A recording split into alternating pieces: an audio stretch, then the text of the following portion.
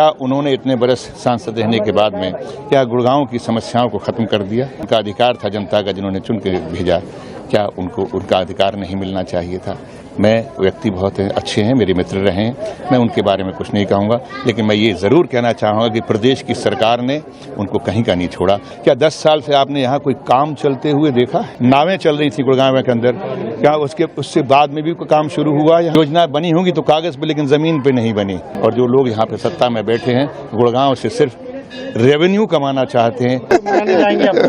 क्यों नहीं जाऊँगा? मेरा भाई है, मेरे परिवार का हिस्सा है, मैं जाऊँगा, मनाने जाऊँगा। मैं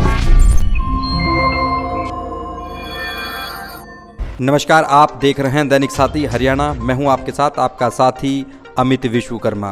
गुरुग्राम लोकसभा से कांग्रेस प्रत्याशी घोषित होते ही फिल्म अभिनेता राज बब्बर ने बुधवार को मां शीतला माता मंदिर में मत्था टेकने के बाद प्रचार शुरू कर दिया।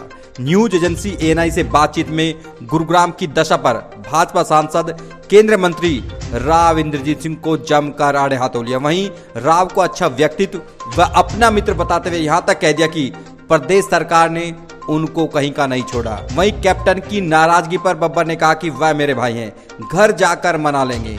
यूं कहें तो आने वाले दिनों में साइबर सिटी का सांसद बनने की जंग तेज होती हुई दिखाई देने वाली है। गुरुग्राम लोकसभा सीट पर कांग्रेस प्रत्याशी राज बब्बर, जेजेपी से राहुल यादव उर्फ फाजिलपुरिया व भाजपा प्रत्याशी केंद्रीय मंत्री राव इंद्रजीत सिंह, आखिर कौन कितना मजबूत है? कमेंट बॉक्स में कमेंट जरूर करें। नमस्कार भाई, मैं चुनौती इसलिए नहीं मान रहा हूँ कि मुझे पार्टी ने कहा है कि मैं जाकर ये इस क्षेत्र की जिम्मेदारी के साथ मुझे खड़ा किया है और इसकी समस्याओं को लेकर मैं यहाँ आया हूँ। और मैं जानता हूँ कि इसके आपके सवाल का एक ही जवाब है।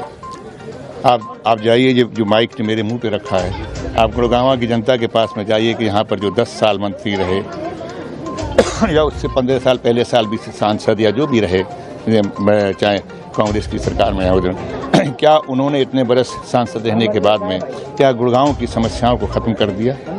क्या गुड़गांव की समस्याओं का जो उनका अधिकार था जनता का, जिन्होंने चुन के भेजा, क्या उनको उनका अधिकार नहीं मिलना चाहिए था?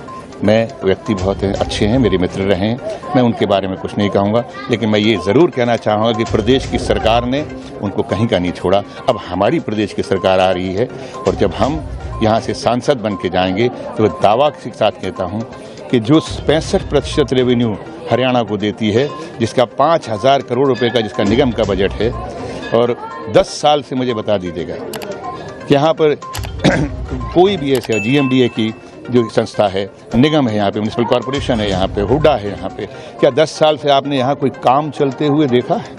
किसी एजेंसी ने कोई काम किया है 10 साल से? मुझे एक जगह बता दीजिएगा कि यहाँ पानी रुका हो। जहाँ पानी रुका था, नावें चल रही थी गुड़गांव के अंदर, क्या उससे बाद में भी कोई काम शुरू हुआ? यहाँ कोई उसके निवारण का कोई योजना बनी होंगी तो कागज़ पे, लेकिन ज़मीन पे नहीं बनी। तो इसका मतलब ये है कि लोग यहाँ के लिए बिल्कुल नीरस हैं। और जो लोग यहाँ पे सत्ता में बैठे हैं, गुड़गांव से सिर्फ रेवेन्यू कमाना चाहते हैं, लेकिन अट्टालिका, हमें तो खुशी है कि ज़मीन की कीमतें बढ़ रही हैं, लेकिन ज़मीनों के ऊपर रहने वाले लोगों की सुविधाएं नहीं बढ़ रही हैं। आपकी नाराजगी सामने आ रही थी, वो भाई है हमारा, हम अपने देख लेंगे। ये देखो, मेरा छोटा भाई है, मेरे साथ चल रहा है ना, कितने मजबूत कंधे हैं इसके। क्यों नहीं जाऊँगा? मेरा भाई है, मेरे परिवार का हिस्सा है, मैं जाऊँगा, मनाने जाऊँगा। मैंने उनके बेटे से बात की है, उन्होंने कहा वो बाहर गए हुए हैं, चंडीगढ़ गए हैं, वो आएंगे फिर जाऊँगा उनके साथ।